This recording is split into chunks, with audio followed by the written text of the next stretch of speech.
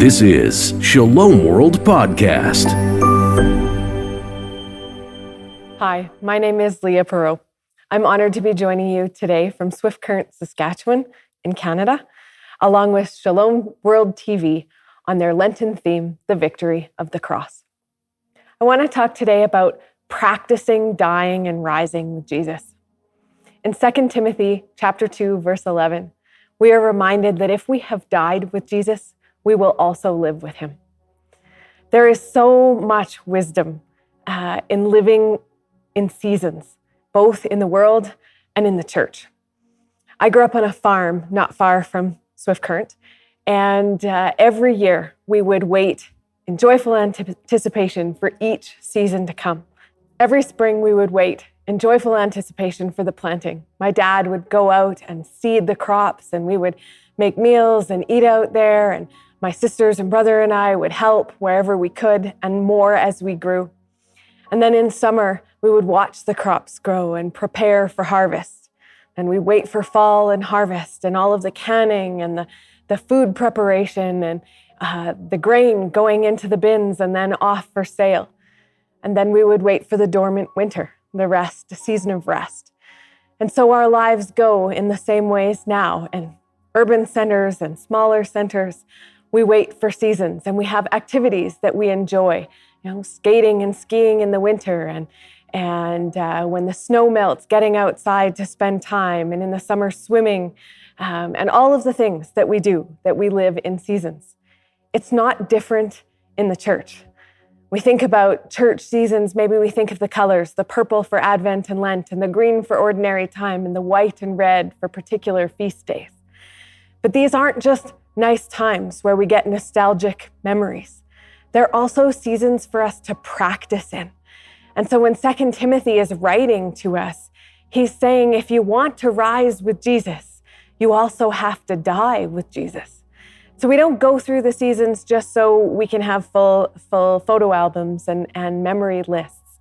We go through them to practice. For many, many years of my life, I felt like, Lent would arrive and I was actually doing pretty good and it was a happy time and spring was coming. I didn't think, it's not really a season of suffering in my life. But that's what we're going to do because it's Lent time. So we would practice. Faith is not just something we talk about, ideas we believe, convictions we have, truths that we profess, but it is something that we live. And these seasons give us an opportunity to practice.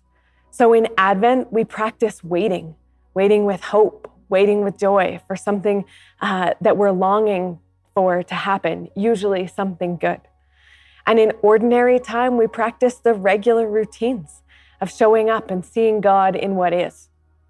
In Lent, we practice the sacrifices that make it possible for Jesus to give himself up even to death. And on Easter Sunday, we celebrate and practice again what it means to claim new life after something has been terribly difficult. It's not practice so that we are perfect, but practice so that we grow towards perfection, which we only attain in the next life. Often when Catholics talk about practicing, we use the word in strange ways. Have you ever heard somebody say, we're looking for a practicing Catholic to sit on a school board or to join our ministry team? And often when I ask people, well, what do you mean by practicing?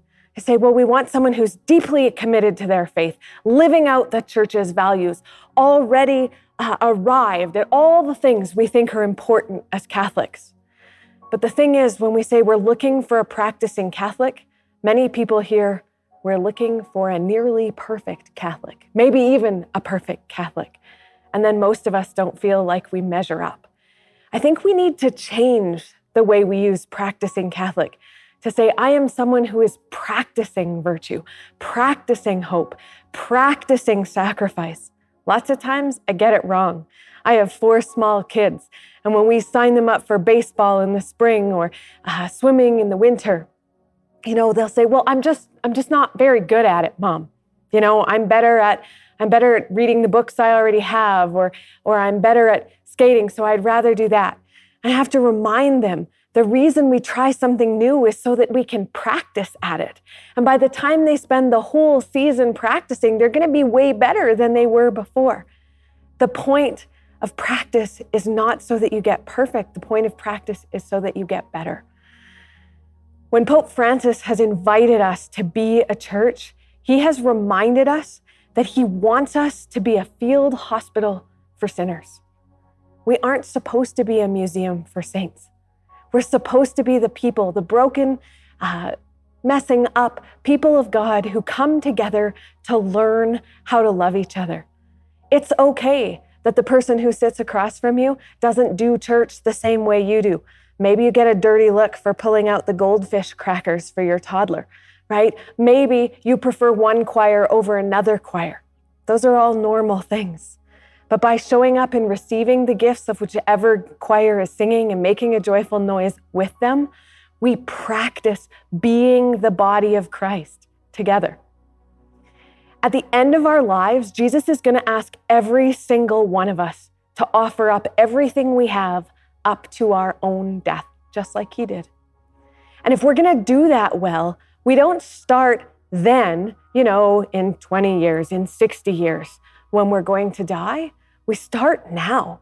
We start by practicing the little deaths that life deals our way. I've had the great privilege of watching two of my grandparents live through their dying. And it was an incredible gift to watch them embrace life. And when I think about all the years that I got to spend with them living, I watched my grandma harvest raspberries like it was the best day of her life every single time she did it. Every time she would go out and marvel at how many were there. She would encourage us to pull them off the trees. She would tell us not to eat any till we got inside, but then she'd stick them right in our mouth. It was pure joy gardening with Grandma. And Grandpa would chase us down the path at the lake to the playground, and he would push us. And then when he could no longer walk and he was living in a nursing home, he would scoop the smallest kids onto his lap and then drive faster than the nurses wanted him to in his motorized wheelchair. He showed us what it meant to live. And both of them, as they got nearer to their deaths, they showed us what it meant to die too. My grandpa spent the last 20 years of his life in a nursing home. And we'd show up and we'd ask, how are you, Grandpa? And he'd say, well, my eyesight isn't as good as it was. And then he'd still really beat us at cards, right? He was still living even while he showed us that his life was changing. I got the great privilege of singing to my grandma just before she died. And she gave me a list of favorite songs, and I got to sing them to her before she died. And I got to hold her hand. And I asked, how are you doing, Grandma? And she said, well, I wasn't quite ready, but I guess I don't have a choice. And I'm excited to see your Grandpa again.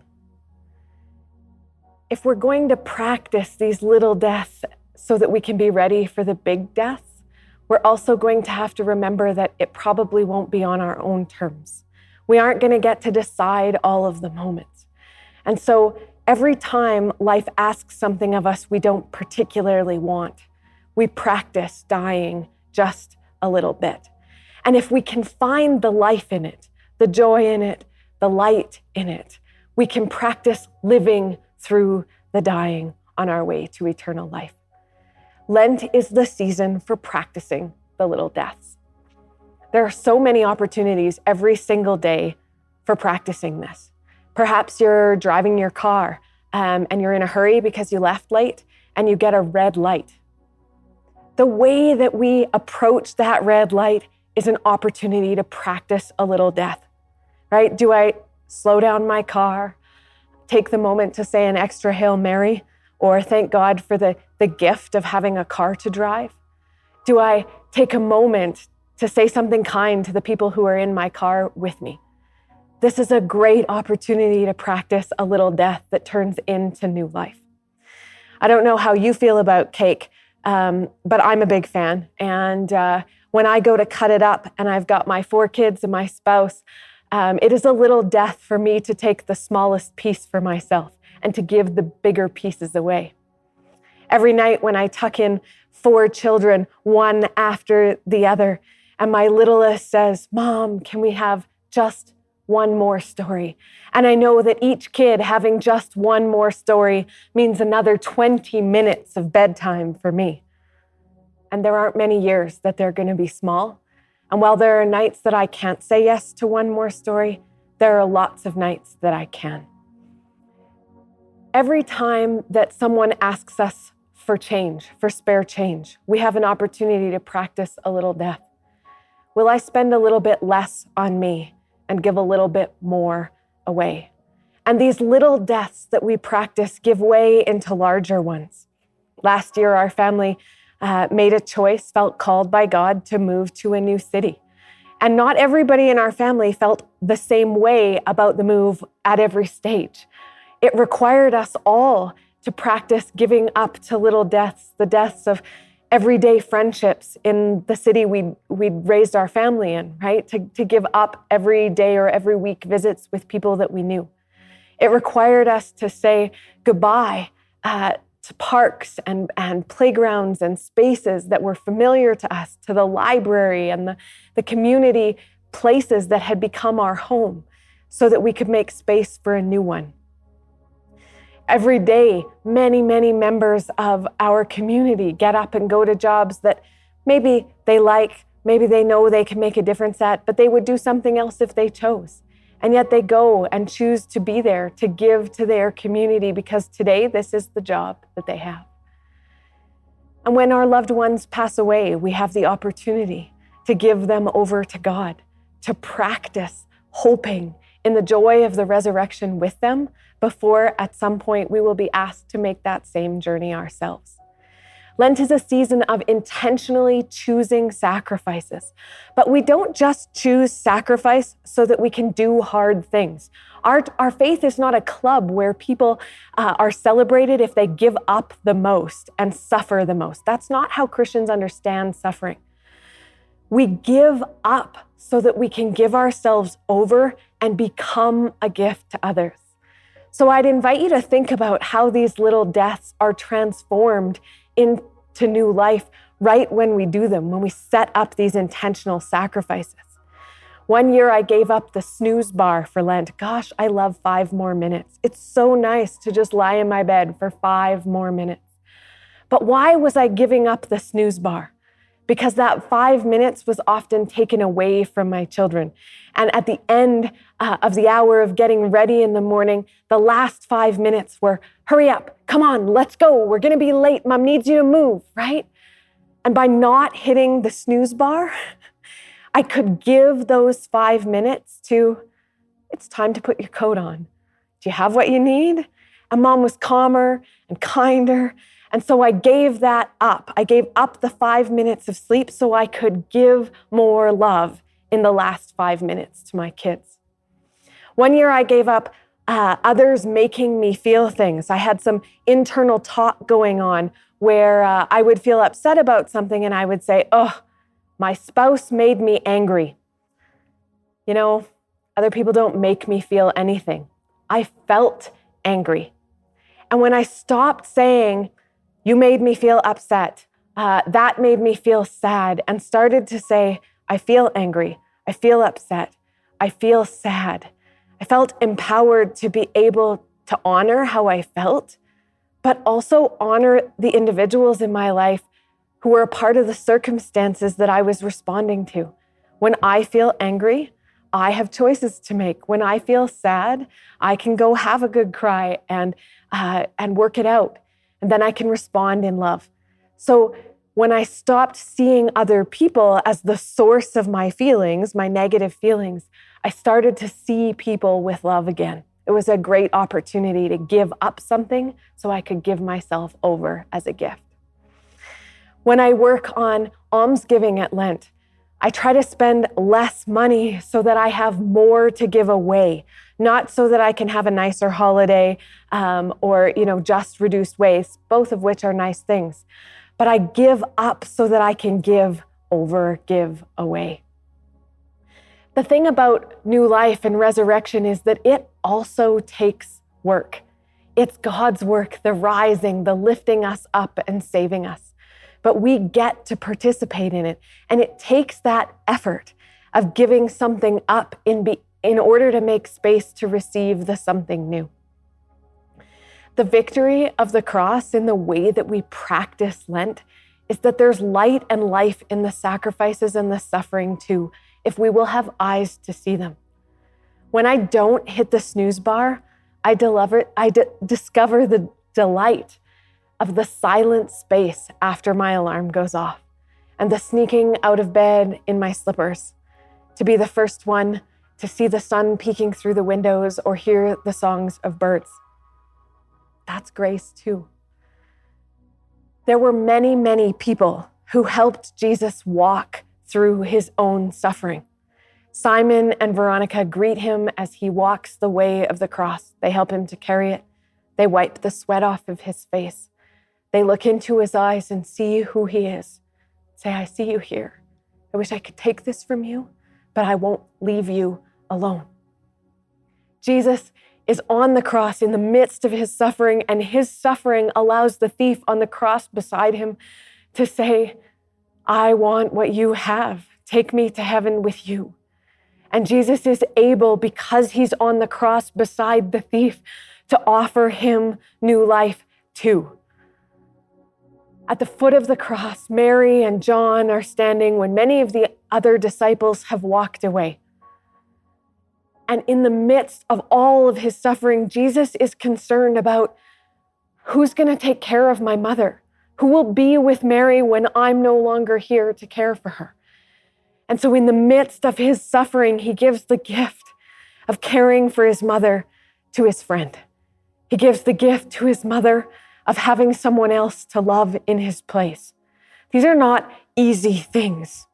We know this from walking with our own loved ones through end-of-life moments, but they're profound gifts of light.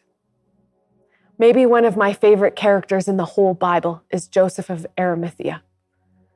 When everyone else has fled, when the skies grayed over and it was dark and it was silent after the crucifixion, Joseph of Arimathea and a couple other followers of Jesus have the courage to go and ask Pontius Pilate for his body. They get the broken, beat up, battered body of their friend. They have not understood that he will rise again, and they don't understand why their lives make so little sense when this prophet, this Messiah, was finally here, and now he's dead. And so they do the only thing they know how to do. They prepare his body for burial. They anoint him with spices. They cry tears over him. They wrap him in linen cloths and place him in a tomb. Sometimes the only thing we know how to do is just succumb to the death. And that's enough. So by the ways that we show up for the dying and the rising, we step in with Jesus to the victory of the cross. The ways in which our embracing the hard moments will walk us through to victory, where death does not have the final word, where suffering will not be the end, and where new life will rise out of the ashes that seem to be present in the cross. Amen. Thank you for joining us today. We'd like to hear what you thought of today's session. Share your feedback with us at podcast@shalomworld.org. You can motivate and support us today. shalomworld.org/donate. Visit shalomworld.org for more information about Shalom World podcasts. To get the latest updates, make sure you follow us on Instagram at Shalom World Podcasts.